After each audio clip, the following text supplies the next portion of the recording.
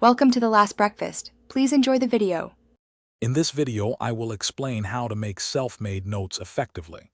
Begin by truly grasping the core ideas of your material before you even pick up a pen. This foundational understanding is crucial for creating meaningful notes. Then, actively test yourself on the information to ensure it sticks. Finally, structure your notes clearly, making them easy to review and understand later. To elevate your note-making, consider using the Cornell system, which divides your page for main notes, cues, and summaries. Visual learners benefit greatly from mind maps or diagrams, helping to see connections between complex topics. Always summarize sections in your own unique words. This process forces deeper engagement with the material. Hey everyone, if you're finding these tips helpful, please hit that like button and subscribe to the channel. It really supports us in creating more content like this.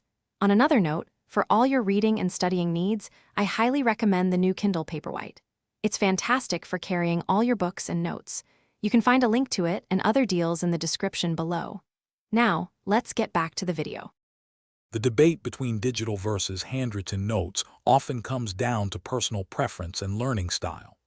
Handwriting can boost memory due to the physical act of writing, while digital notes excel in organization and search functions. Many find a hybrid approach most effective. Handwrite initial thoughts for deeper processing, then transfer and refine them digitally for easy access and future review. Effective note-making isn't just about creation, it's also about review. Make it a habit to revisit your notes within a day to reinforce learning.